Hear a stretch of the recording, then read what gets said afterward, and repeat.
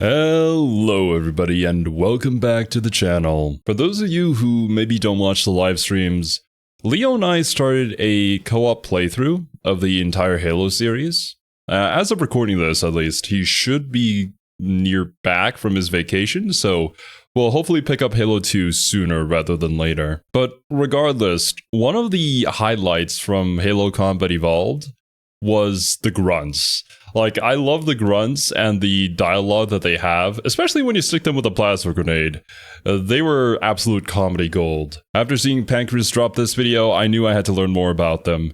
Because, yeah, they're great, I love them, and you never know with these kind of things. Maybe they have a ton of really cool lore behind them to make me appreciate them more. But of course, before we get into the video, please go and support Pancreas. Link to that is at the very top of the description, like always. As those of you familiar with tabletop war games know, someone has to be the chaff. The little guy whose job it is to eat bullets so that someone more important doesn't have to worry about that kind of thing.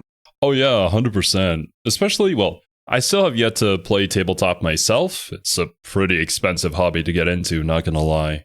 But playing Warhammer 3 has taught me that a really effective strategy, especially if you're playing a Skaven, is to use your Skaven slave units and just kind of have them run around. If you're fighting against a faction that is very artillery-based, you can kind of just have them eat up the bullets, eat up a lot of the damage, maybe even summon a few more using one of the army spells, until all the enemy artillery are out of ammo, and then it's just easy pickings from there. Of course, heavily reliant, depending on the faction that you're fighting against, but very valid. It's a thankless task more often than not, and has the life expectancy of however long it takes for the enemy to get their first shot off. Arguably a necessary task, because at least in war games, there's units that plain and simple are just worth less than others and should be put in the line of fire, but that doesn't mean it's any less messed up. Maybe something like drones or Necron warriors aren't intelligent enough to warrant feeling bad, but when you're the guard and you're sacrificing dozens of dudes to keep the Baneblade safe, you are on some level doing some morally dark stuff. And over in Halo, there's of course the Grunts. When creating the Grunts, everyone involved must have been binging some 40k books about Forge Worlds or something, because the life of a Grunt is not the, by and large, fairly decent life humanity lives in Halo. It's not the savage tribalism of the brutes, the bloody but honorable and otherwise advanced society of the elites. It's not even the piracy of the jackals, where it's rough but they're pretty content to be there. The life of a Grunt is short, brutal, and quite frankly, it sucks. That being said, I do kind of oddly enjoy the armor designs for the Grunts. I think it kind of looks cool, even though, you know, they're silly little dudes waving their arms around. Before, during, and after the Covenant, you'd be hard-pressed to find a species treated with less respect. But despite all that, they're funny little guys, and that makes them lovable. So today, we talk about the Ungoi. Sure, they're pathetic little fellas, but that makes them all the more endearing. But since you're going to be listening to this video, how about I tell you a way to make your listening experience oh so much better? Raycon, the sponsor of this video. Traditional headphones are great for tuning out the world completely, but sometimes you can't quite shut the entire world out. Much as it's nice, sometimes you gotta pay a bit of attention. Well, luckily, Raycon's new bone conduction headphones are here to help. These are not a necromancer's ploy to take over the world, but instead they use sound vibration to bypass your eardrums completely. It's playing the sound directly to your bones, which is metal as hell and means you can listen to whatever you want loud and clear while still hearing the outside world. And since they're made with movement in mind, you can take them wherever you go without worrying about them slipping out. They're waterproof, dustproof, and have a 13-hour battery life, meaning wherever you're taking them, they'll stay strong the whole way through. I mostly use them when I'm putting minis together. Since I've recently acquired a Cathay army for Old World, I have once again several dozen hours of working on these things ahead of me. And Raycon's bone conduction headphones means I'll have quality sound while I work without having to worry about something like not hearing Athena when she starts barking her head off. If you train hard, sweat hard, or just want audio that fits your lifestyle, Raycon's bone conduction headphones are built for you. Go to buyraycon.com/PancreasNoWorkBC to get 20% off your order of bone conduction headphones. No buds, just beats. Raycon Bone Conduction. Let your sound move with you. Now then, let the funny meat shields reign supreme. Grunts, or Ungoi for the proper non-human name for the species, are one of the many different aliens that were found within the Covenant during its existence. And as is standard for species in Halo, they existed well before the Covenant, at least as far back as the Forerunner Flood War. They weren't one of the particularly active species like humanity, the Forerunners, and the Prophets, but they were hanging around doing grunty things. According to the Forerunner technology tier system, they were a tier 4 civilization. It goes down as a civilization advances, races, and at their level, the Grunts had just about achieved the space age. While this wasn't proper interstellar civilization levels, they were able to travel at least their solar system with a good amount of reliability. So, they're not completely helpless out there. They were doing stuff, being able to survive, and this may be an odd realization now at this point, especially considering how FPS games and RTS games work, but just seeing all the different units kind of put together there really makes me think that they were perfectly tiered to create an RTS game out of them. For that one picture where we saw all of them, you could perfectly see which one would be where and how expensive one would be. Or maybe that's just my brain craving for more RTS games. We haven't streamed one in a while, unfortunately. We'll get back to it soon enough, hopefully. Crazy advanced Halo tech, but certainly better than what we're at right now in real life. Of course, they chose the worst time to do this, because at about this point, the Flood were rampaging across the galaxy, and the Forerunners decided that nothing short of killing everyone inside of it was going to save existence. It was pretty cool, actually, in Combat Evolved, where if you went to a dropship that was crashed during the start of the Misty Jungle mission, I don't recall the exact name of it, but you guys probably know what I'm talking about. You could hear a radio signal looping over and over again that there's a new enemy approaching, and it's not the Covenant. For anybody who was playing that blind back then, that must have been a bit bone-chilling, especially the cutscene that followed afterwards. The Librarian and the other Lifeworker Forerunners scooped up all the ancient Ungoi they could, shoved them in the Ark and any other potential shelters from the rings, and then the fuse was lit and the rings went off. Everyone in the galaxy dies, everyone in the Ark and outside of it is reseeded back into the galaxy, and it's a bit of a hard reset for everyone involved. Their homeworld, Balaho, was of course among these reseeded worlds. They began rebuilding their culture and civilization, but on account of the Forerunners disrupting their development even if it was to save them, they had fallen all the way back to a Tier 6 society. All they were able to claw back up to was early industrial age tech, stuff we'd have around the year 1800 to maybe 1900. In fact, by the time the Covenant found them in the year 2142, they were noted as being particularly defenseless. Case in point, they were pretty much the only Covenant species outright forced into the Empire. Now, the Covenant were no strangers to gunboat diplomacy. The hunter worms were partially exterminated since some of them fed on Forerunner artifacts. But there was usually some good to go with the involuntary joining of the Covenant that outweighed it, arguably at least. Some mutual religious ties, nicer armor, and decent living conditions compared to what was before, protection from any outside threats. Aside from humanity, most aliens the Covenant found were at least gifted the chance to willingly join before the murder started happening. Well, with how the Covenant works, it's understandable that for many people it's a good choice to join in.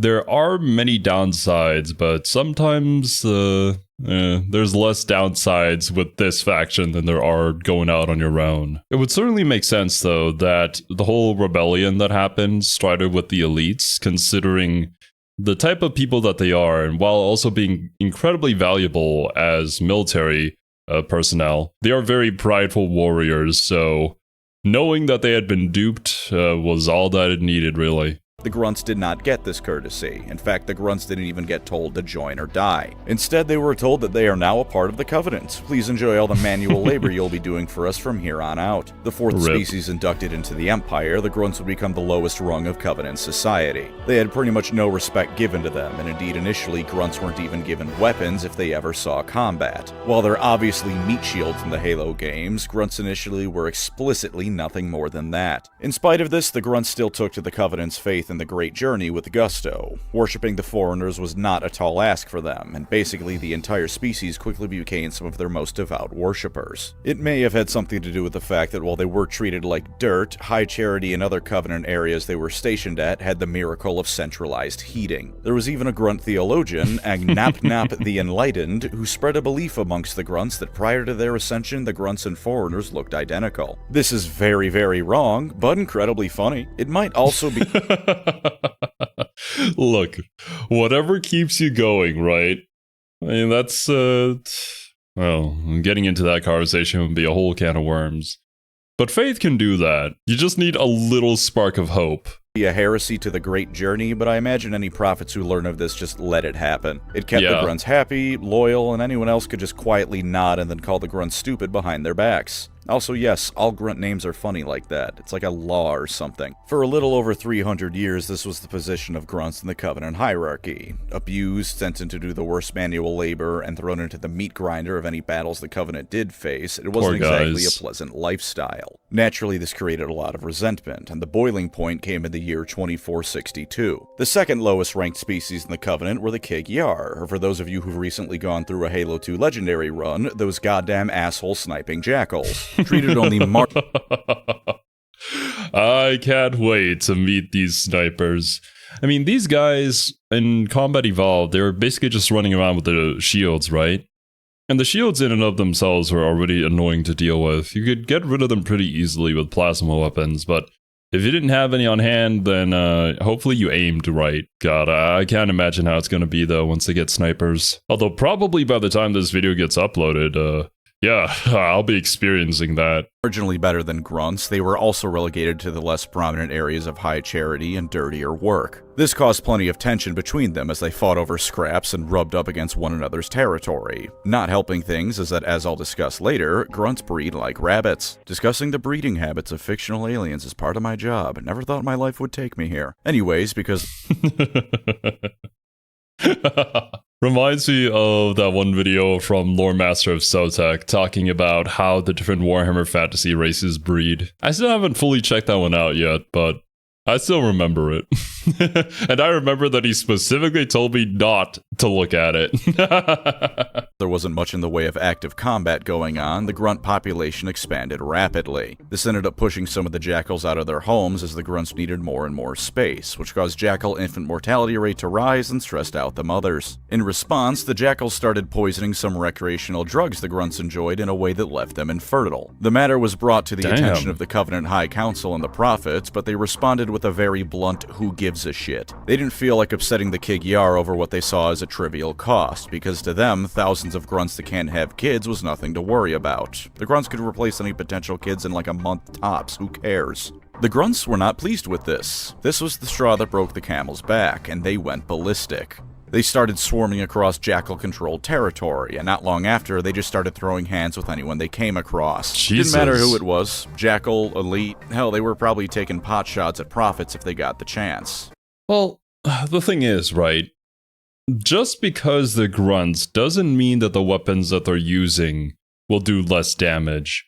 And they may not use them as effectively as the other races. However, if you have 100 of them shooting at you versus like one unit that might be a little more proficient, you're probably gonna lose to the hundreds of people shooting at you. Likely a similar situation to trying to run up a hill where like 100 Skaven gunners are positioned. You're not gonna survive. It doesn't matter how inaccurate those weapons are. It doesn't matter if they blow up in their hands and kill them.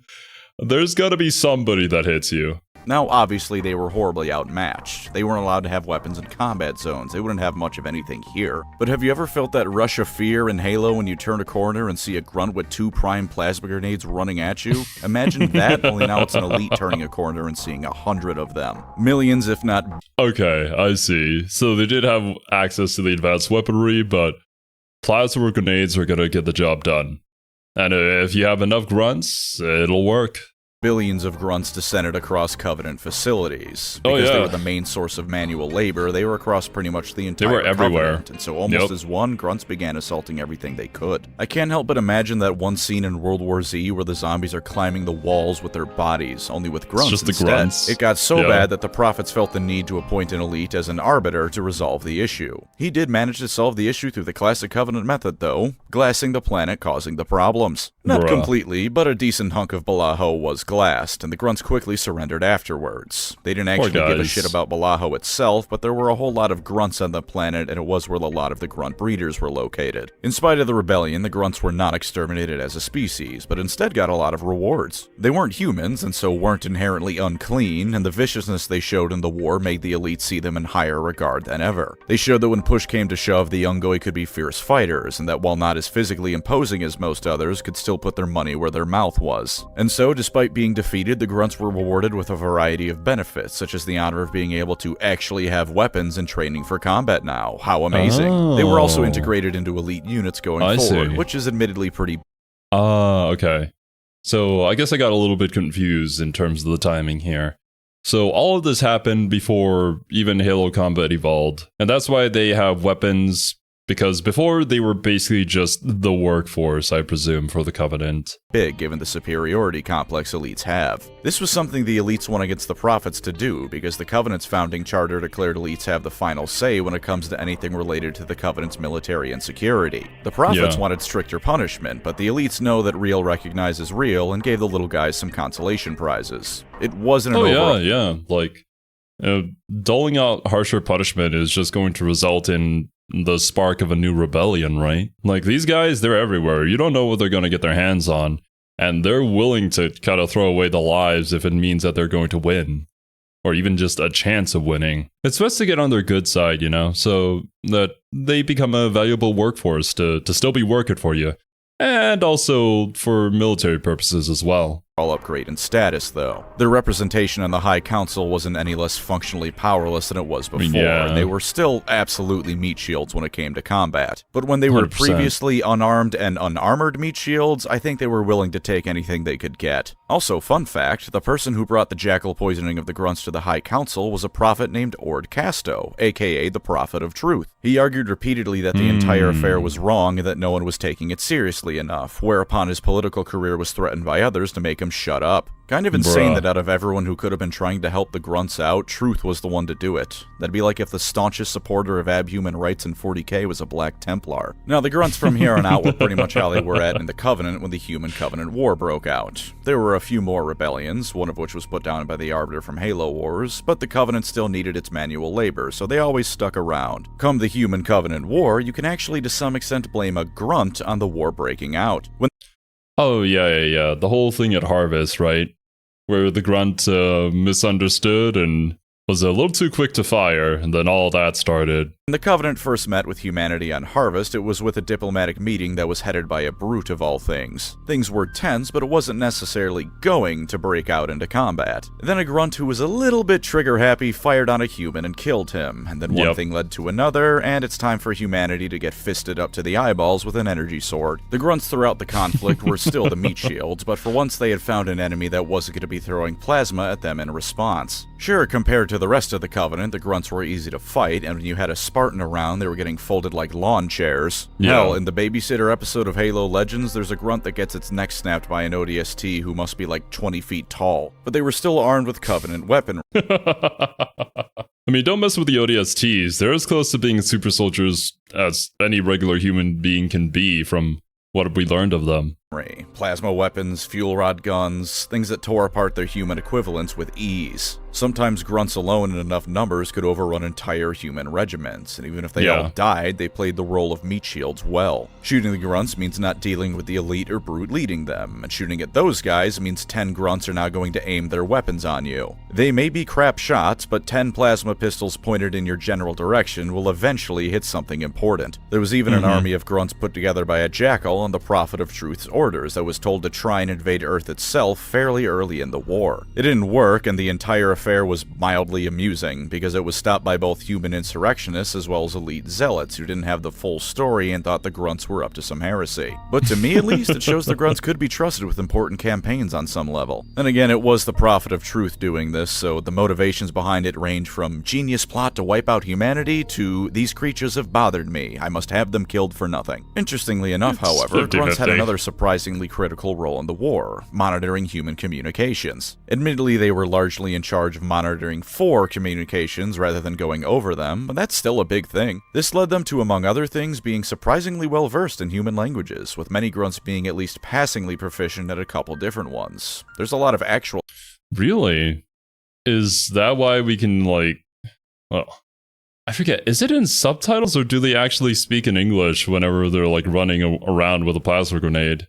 I feel like it's actually voiced. Might be like an in-lore reason why they have the funny voice lines. human beings who can't say that today. It also caused them to develop a black market of human culture, because for one reason or another, they found themselves big fans of it. TV shows, movies, and more were secretly traded amongst the Grunts as they gushed about their favorite human media away from the eyes of their commanders. For a disturbing mental image, this makes the alien most likely to own a body pillow, the Ungoi. Enjoy that mental picture I've just put in your mind, because I certainly don't. It's a nice lore reason the Grunts have almost always spoken in English, though. Turns out the Grunts you mastered. Yeah, okay, I wasn't imagining it. 100%. Yeah, that's why the voice lines were so iconic. And Combat Evolved might have been really big human weebs. As the war went on, the Grunts were kept in this role, occasionally getting glimpses of human culture and being abused by pretty much everyone. Except the engineers, but the engineers were biological computers designed by the Forerunners. Prejudice didn't really factor into them, because for one reason or another, engineers were designed to be lovable teddy bear octopus things. Or if you're me playing ODST for the first time, enemies you gun down without a second thought, because if the reticle was red, the target had to be made dead. Also, the Grunts may have eaten people on some occasions, but that's neither here nor there, don't worry about it. Happens. As the war came to a close and the Covenant Civil War occurred, the Grunts found themselves in an awkward position. See, they were fervent believers in the Great Journey, arguably the most dedicated out of all the Covenant races. On the other hand, they're pretty cowardly most of the time. So which side they supported, be that the Covenant or the elites, was entirely up to whoever was commanding them at the time.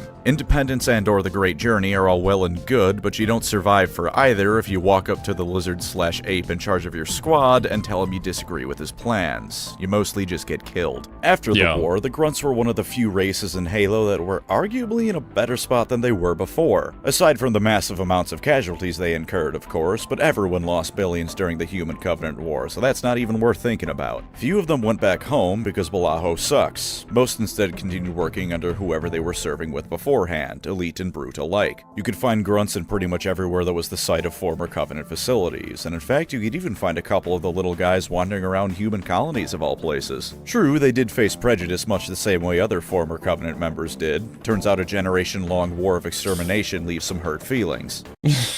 Who could have foreseen this?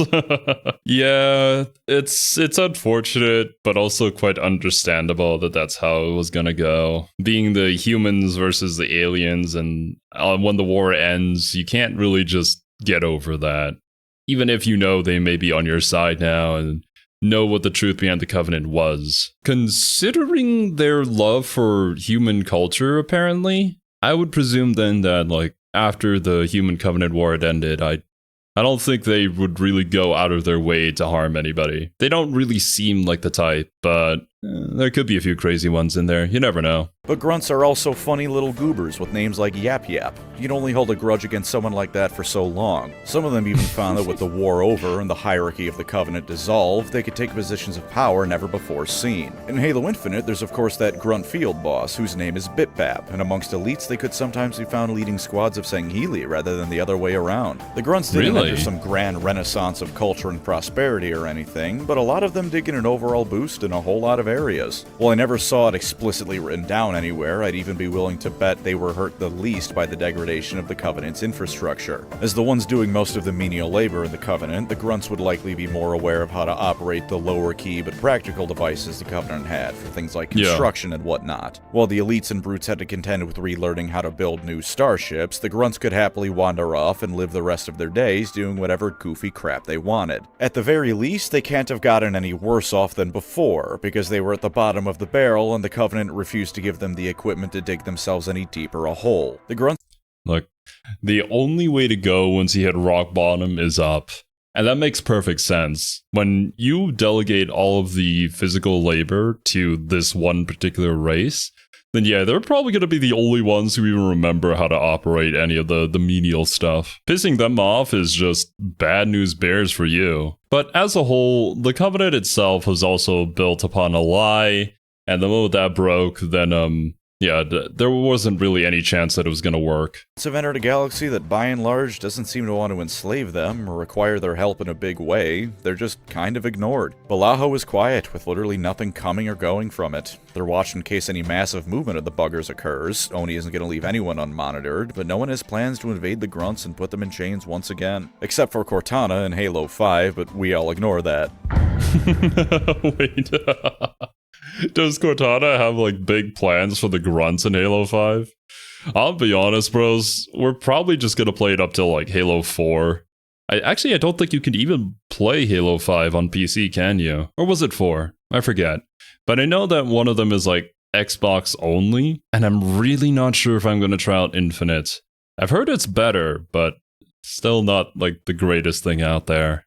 Slight lie in the title here, because I'll talk about more than just culture and biology, but hey, that's more video for you, so don't complain. We'll start with the biology first, because even I can only talk about how aliens have sex for so long. Grunts are an absolute mess of a species, with the traits of like a dozen different categories of animal. Initially, they were believed to be arthropods, because they've got a chitinous exoskeleton. Turns out, no, they're vertebrae with DLC. While they're perfectly capable of walking upright, and you've probably seen them running with their hands waving around plenty often in Halo, they oftentimes prefer to run on all fours like a gorilla. In spite of being as goofy looking as they are, they have incredible reflexes and a good amount of dexterity. They're suited for... I mean, it makes sense that they run with their hands. I mean, just look at them, right? They do seem chunky enough to be able to be used as legs. Climbing whatever's in front of them, and they can pull the trigger on a plasma pistol as fast as a plasma rifle fires. Another cool detail explaining how on legendary difficulty these dicks fire faster than the SMG does. Their outer shells are reminiscent of crabs and or insects, and overall the Grunt's biology is like if you hit shuffle on a spore creature a few dozen times. Also, have you ever played Halo and thought they're kinda cute in the way a pug is cute? Well, here's what they look like without the mask or any armor and clothing.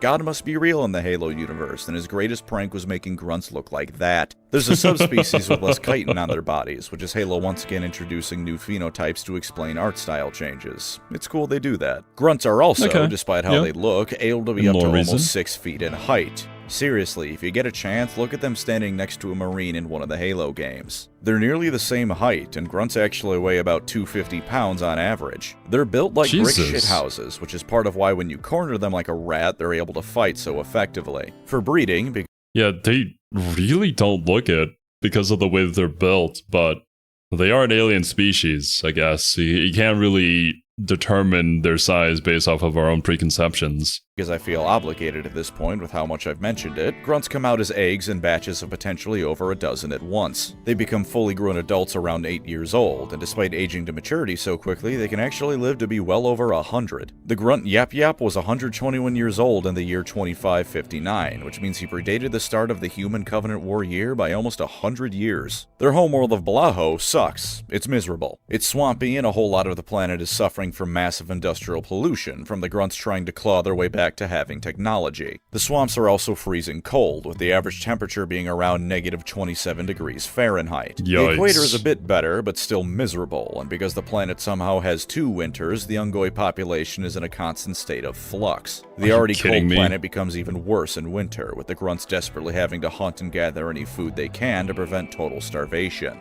Okay, look, the poor Grunts just can't win, can they? I'm sure given better circumstances, they might have been able to have much better lives or advance their technology a lot further, but it almost feels like the day-to-day survival was already tough enough for them. Especially when they got reset back in their technological advancements after the whole, like, Halo thing happened. Massive amounts of them died of the cold, to the point that they have a name for it because it's so common, the Blue Death. They live a tribal lifestyle largely led by matriarchs since they're the ones that make more grunts, or at least that's what I assume the reason is, and I really can't impart on you enough how miserable this planet is. And not in a fun sci-fi death world kind of way, it just sucks. Oh, and some of it is glass after the Grunt Rebellion. That's what happens when you send in an arbiter who isn't Keith David to solve your problems. Of course, the struggles don't end there. The atmosphere of Blaho is mostly methane, so whenever the Grunts leave it, they need to carry around breathing masks and those massive pyramid tanks on their backs so they don't asphyxiate everywhere else they go. Some of them leave their awful homeworld behind, only to find out most other species consider your version of oxygen to be fart gas. Incidentally, most humans think Grunts smell largely of shit and vomit for this reason, which probably doesn't help the prejudice they may face off-world. I'm sorry, Yap Yap, but you don't have aura, you just smell. You can hit them and they explode, and while I've never actually watched them run around suffocating long enough to find out, I have to imagine that if not in gameplay, then at least in-universe, they're gonna slowly suffocate to death afterwards. Those tanks can all— I wonder if that's the thing then, like, can you specifically target their mask, and then it would just have them run around and then slowly suffocate and die? Because I feel like if it's facing you head on, then that's basically just a headshot, so same thing, really. Just one is faster than the other. Also be explosive, as many a poor bastard in Halo Reach has found out on a legendary run. When they go to eat, they have what's called a food nipple, which they sometimes talk about in-game. No, you will not be seeing titties in this YouTube video. It's a machine that dispenses flavorless nutrient paste. The Grunts don't really like it, but feeding time is one of the only times they aren't being beaten or sent out to die to the Master Chief, so it's one of the few pleasures they actually have. It's not all miserable breathing problems for them, though. Turns out they can spike their methane tanks with something called infusions. It's drugs. That's what it is. It's drugs they regularly take. So yeah, that was the thing that, oh yeah, he's probably going to mention it here.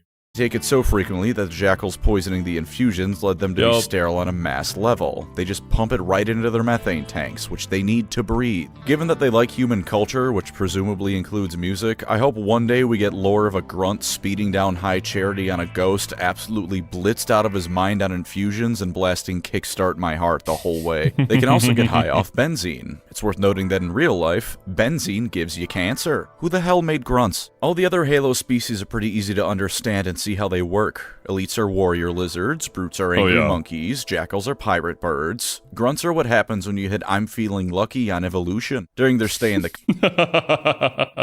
I think this is more a testament to the good enemy design when it comes to Halo. That you can tell at a glance, like, the mannerisms of an enemy, or how you'd go about fighting them, how they'd go about fighting you. Whereas I can definitely see when they were thinking of creating the chaff units, of the idea where, you know what, let's just create funny little guys.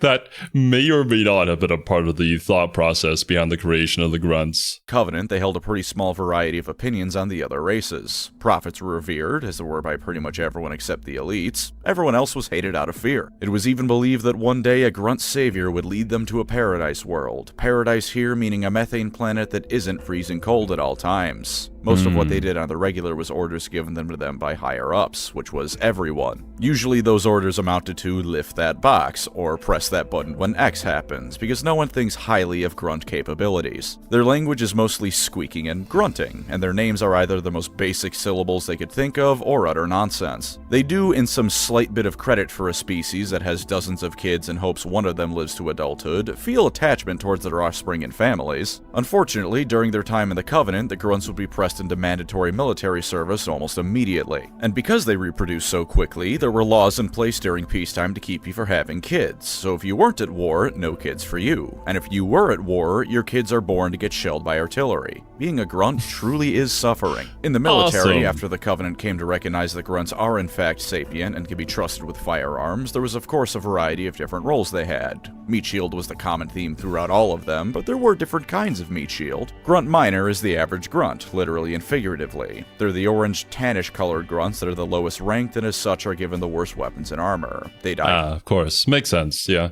The different colors on their armor would denote the different ranks or the different positions that they have. Just makes things easier within the organization. Quick, and all they have are plasma pistols and needlers. Powerful weapons in the right circumstances and perfectly capable of taking down a Marine, but certainly still the lowest end of the Covenant hierarchy. Grunt majors are much redder in their armor's color, and while occasionally armed with better weapons, they still aren't anything worth worrying about. They can command other grunts and are slightly braver than most of their brethren, but it's like the Skaven. A slightly braver Skaven is still a coward, just not quite as cowardly as the rats around him. Of course, yeah. Makes sense. I was also talking about Skaven earlier. It's just a pretty apt comparison in terms of Warhammer Fantasy to Halo here. But now it makes me wonder, how do you get promoted as a grunt? You're not really respected. Is it more so just you pick and choose, or is it like an aptitude thing where they get sorted out? It's just like, you've survived X many years, therefore you're now promoted, sort of thing? That's what a grunt major is. Grunt ultras are when the grunt in question is more likely to stand and fight than not, and they even have actual real armor now. They command other grunts with actual bravery behind them, even if it'll falter when something like a Spartan shows up. I won't criticize them much for that. Look, if I was fighting a Spartan, my confidence would waver too. Probably more than that. Though, because anyone would falter when a Spartan comes running at them. Their armor even lets them tank something like a DMR round to the face before they go down, which is pretty impressive even by non-grunt standards. Some more specialized roles exist as you would expect too. Grunt heavies are grunt heavy weapons guy. When you have a fuel rod cannon, it's easy to be brave. Storm grunts are grunt stormtroopers, deployed alongside troops like elites during spec op missions. Grunt rangers float around in space, and Imperial grunts are veterans of the Human Covenant War that have found themselves in a fairly prominent military position in some group or other. Could be the Banished, could be some Covenant remnants on Helios, or just random bands of assholes in space. There's also the Grunt Deacon. It's the single lowest rank in the Covenant political hierarchy and the only one attainable by grunts. It has basically no real power, a grunt trying to get his way with anyone above him will be ignored at best and probably killed at worst, and it overall is a position of zero importance. Nevertheless, a Deacon will bolster the fighting spirit of any nearby grunts, and indeed they'll be stationed around the Covenant for this purpose. It makes him feel proud. A lowly grunt was able to make it to a political position, even if it's...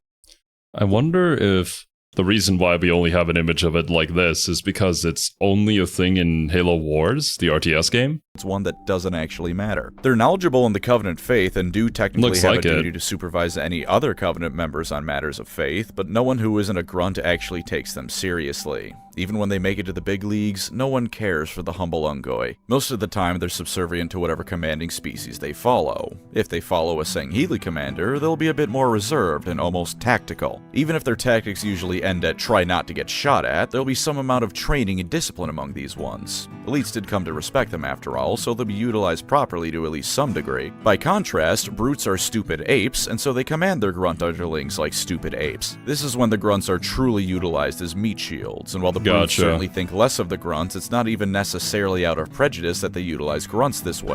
Yeah, 100% makes sense. With the way that they fight, they think it's just natural that, oh yeah, you go be my meat shield. That'll give us the tactical advantage. Just hold on to these 2 plasma grenades and run at the enemy. While for the elite warriors, of course it makes sense that they would use every resource that they currently have to its fullest extent, as efficiently as possible, to be calm and calculated, but aggressive when necessary. Brutes just want to get in and start fighting, and so they tell their grunt minions to do the same alongside them. This is one of those magical instances in fiction where someone mistreats their underlings not purely out of intent, but because they're so stupid that's just what they think they should do. They're pretty much all cowardly though, of course. When you shoot whoever's commanding them in the head, all the grunts around will scatter and flee in random 100%. Directions. Sometimes they'll rally and put up a fight, but usually they have been killed by the time that happens. Of course, as you probably know, sometimes they rally a bit too hard. They see the commander go down, make the logical assumption that they're next, and decide to dive into the great journey head first. In these cases, they pull out 2 plasma grenades and arm them, which fuses the grenade to their skin at the atomic level, and then charge at whoever's the leader. If you see this threat coming, you can shoot them and laugh. If you don't see them coming because you let them out of your sight or just rounded a corner and they decided suicide bombing was the opening act, you are likely to explode. In this way can the Oh god. I am going to be so furious at these things, because for those of you who watched the Space Marine streams that I did initially, you guys know where my hatred for squigs came from. Those little explosive squigs that would come running at you, I could never see they do have a sound cue, but there's just so much going on all the time in Space Marine that it's kind of hard to tell. I don't remember how many times I died to them. Or honestly, maybe I didn't. Maybe I didn't die to them too many times, but they were still very annoying. Master Chief, representing not only trillions of dollars of military research, but also the last hope for mankind, be taken out by a dude who may very well be 10 years old. Fitting, really. A child soldier takes out the child soldier. They clearly don't want to be in combat. In spite of their bravery when forced to be brave, they avoid fighting at all costs and only fight because someone above them is forcing them to. Quite frankly, they didn't want to be a part of the damn war. And since they have a black market of human artifacts, they likely don't even feel that bad about humanity. Sure, they're fervent followers of the Great Journey, and the Prophet said humanity is evil, so they went along with it, but I can't imagine that hate was all that deep in their hearts, otherwise they wouldn't gossip over the— Well, it feels more like, oh, the higher-ups are saying this, so we kind of have to say the same thing, or else we're going to get absolutely wrecked, which at that point I can kind of understand. I'm sure there may be a little bit of animosity there, but not as much as everybody else. 26th century version of Big Brother or some other reality TV show. In short, biologically speaking, grunts are bug crab monkey people that breathe farts. Culturally speaking, once upon a time they had spaceflight, then the foreigners killed everyone, then the grunts reached their industrial revolution and ruined their planet. Militarily speaking, they are thrown at a bunker and told to either clog it with their bodies or pray to the forerunners, the elite in charge, can destroy the machine guns before it kills the grunts. You'll be hard-pressed to find a species more worse off than these guys, short of perhaps the average person born in the Imperium of Man or anyone born in the Zeela universe.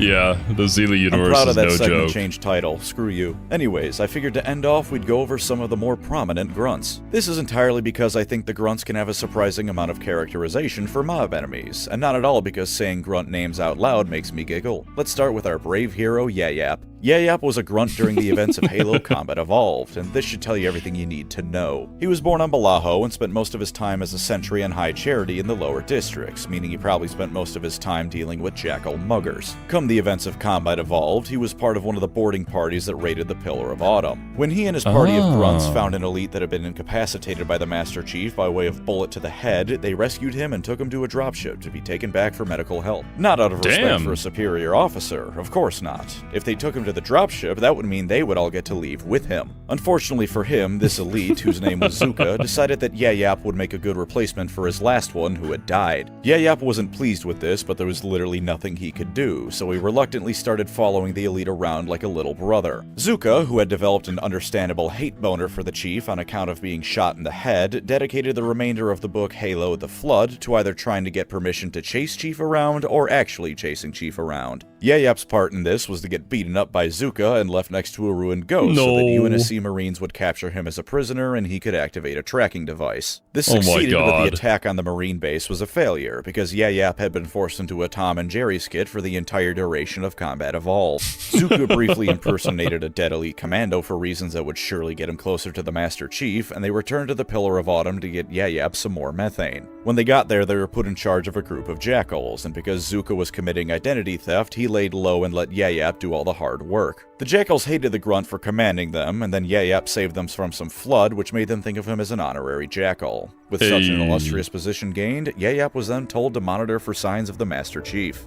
Yap found the chief, told Zuka where he was located, and then decided he had enough. The humans were beating their ass, the flood was a nightmare all on its own, and his liege was a dickhead. He took a day's worth of food, some spare methane, and then hijacked a ghost and just drove off from the Pillar of Autumn. Supposedly, he found some peace in his solitude, and it's at least a little impressive he avoided any Sentinels, other Covenant. Whoa, okay. You know, Yap might be that guy. He's him when it comes to the grunts. He actually potentially has a happy ending here. I hope so.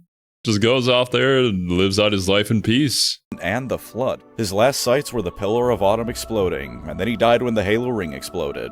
For Zuka's part, he has two different possible deaths. In the novelization of Combat Evolved, the Master Chief knocked him out of his turret with grenades, and Cortana sent the elevator he arrived in tumbling down the shaft, which broke his spine when it crashed. In the game, he and some grunts pop out of an elevator, and then you blow them away like Breaking Benjamin without even thinking about it. I like Yap on all levels. On a meta level, he exists because when Halo the Flood was being written, Bungie didn't want any newly created characters to survive past the book so that they couldn't mess with the lore. So the author created this Looney Tunes duo of a grunt and an elite that are constantly trying to kill the Master Chief and failing because he's the Master fucking Chief out of a single black armored elite that's just a random enemy. That is pretty creative, yeah. I love that a lot, actually. And when we were playing through the game, I do recall a lot of you guys like dropping interesting lore about like all the different units that we had faced off that were kind of just enemies in terms of the game, but in the novel expanded upon immensely. I also love this concept of two people who see this hero as like their ultimate rival, and then they do everything in their power to thwart their rival. But the Master Chief doesn't even know they exist. It's a very one-sided rivalry.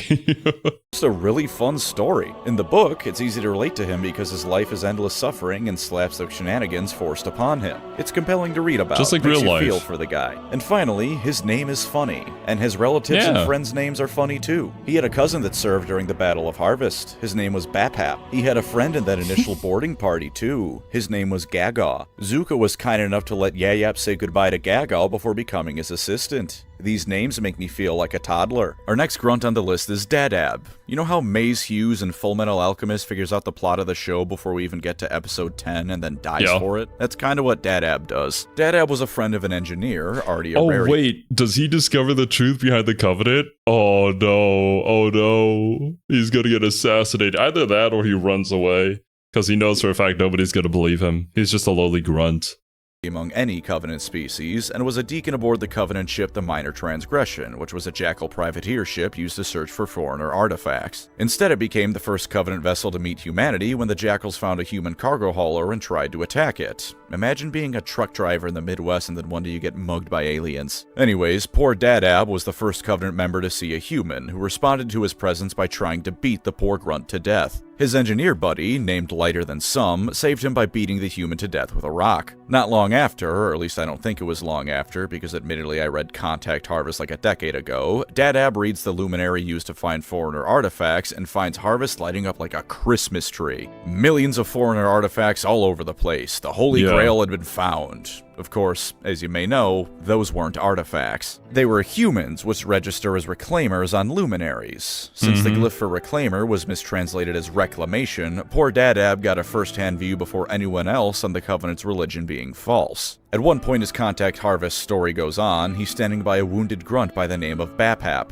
Yep, Yayap's cousin is here now. Dadab considered him one of the most prominent members of the flock. Tartarus the Brute came along, and when Dadab pleaded with the chieftain to save his friend, he shot Bapap with a spiker and killed him. This set Dadab on the path to radicalization. Throughout the battle, Dadab's faith is also tested, as Lighter Than Some commits a bit of heresy by trying to make peace with humans on Harvest. Dadab keeps trying to tell him that's not right, but the engineer is stubborn about it since they're friendly little guys. Before that conflict could go anywhere though, Lighter Than Some was killed by a group of drones who were jealous of the engineer's ability to be an engineer. Dadab responded by going absolutely berserk, killing the entire bunch of the insects before setting his sights on Tartarus the Brute. He knew he was gonna die doing this, but he didn't care. He killed the bugs who slaughtered his floating octopus buddy, and he'd be damned if he didn't try and avenge back. Okay, the fact that he got rid of the bugs, though, is already an achievement. Like, respect to this guy. Going after the Brute, I don't know how well that's gonna go. You're probably gonna have to catch him by surprise. Bapap 2. During a battle against some Harvest soldiers, Dadab charged his plasma pistol to the max and fired a shot at Tartarus. Tartarus smashed— Yo, in the middle of combat?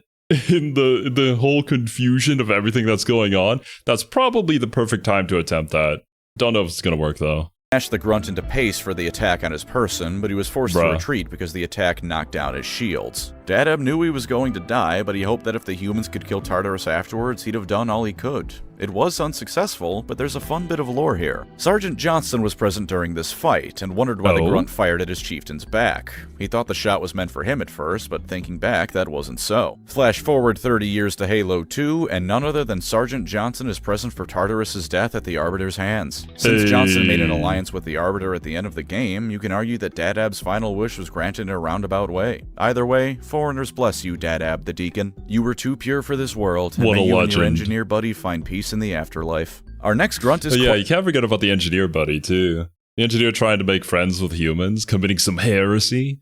But, yeah, they just seem like fun, nice little guys. Ass, who I'm going to call K, because if I say his full name too many times, I fear you two will hit me with a demonetization hammer. K is featured in the book Ghosts of Onyx, and while he's part of a human character's shining moment of awesome, his fate is pretty sad. K and his tribe of grunts were trained as many others were in the art of listening for any human communications he could find. They were, however, forbidden from learning how to read human language, which would become problematic for him later on. He was in charge of maintaining a storage subdeck on a Covenant cruiser, and after the fall of Reach, K was wandering around around one day doing grunt things when he decided he wanted to take a hit of benzene. Take the edge off things, you know? He just survived the fall of Reach, cut the guy some slack. He's earned his narcotics. Upon snooping around, though, Kay found some engineers fretting over some human gizmos, one of which looked particularly special. This sparked Kay's curiosity, and he went over to investigate, poking around till something interesting happened. Eventually, he succeeded. From this device, a recorded message from UNSC Vice Admiral Danforth Whitcomb began playing, hallowed be his mustache, informing Kay that he sincerely hoped the Nova bomb Kay was poking around with would send a whole lot of Covenant straight to hell. It took Kay a couple of listens to the message to get the gist of it, since he wasn't that proficient with human language, but eventually he figured it out and started panicking. Unfortunately, at this time, the control panel of the bomb shorted out and it deactivated. You may be wondering, how is the bomb deactivating totally a bad thing? That's because when it shorted out, it gained the attention of every engineer in the cargo bay, who by their nature of being literally biologically designed to tinker with and fix things, swarmed the disassembled bomb to make sure it worked right again.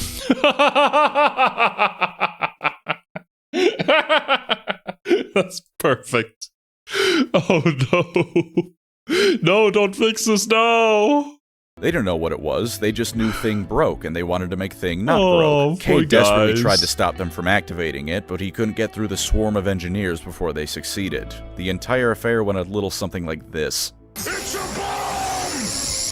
Now the incident is kinda funny, and also a nice bit of humanity, hell yeah, because the Nova bomb took down hundreds of Covenant ships, a massive space station, a moon, and a good chunk of a planet when it blew up. Damn. I, however, do not feel joy when reading about the explosion. Not at first, anyways. Because we get Kay's point of view when it blows up, and for extra poignancy, here it is word for word. Quasas pushed his way through the throng of Huragok. He had to get to the thing and pull those wires. There was a flash of beautiful light and more glorious heat than he'd ever... And then it cuts mid-sentence because the force of a supernova just washed over him. All my man Kay ever wanted was to be warm. He missed Balajo, but he had a special hatred of the cold after he lost almost all of his friends and family to the Blue Death. His earliest memories were watching his loved ones freeze to death around him. Even if he didn't have the words to describe it, this poor grunt wanted nothing more in life than to cozy up beside a fire with a blankie and some hot chocolate, and maybe just really a little nice. bit of grunty heroin. Pour one out for Kay, viewer. May he forever be fuzzy and warm really in whatever nice. afterlife the grunts believe in.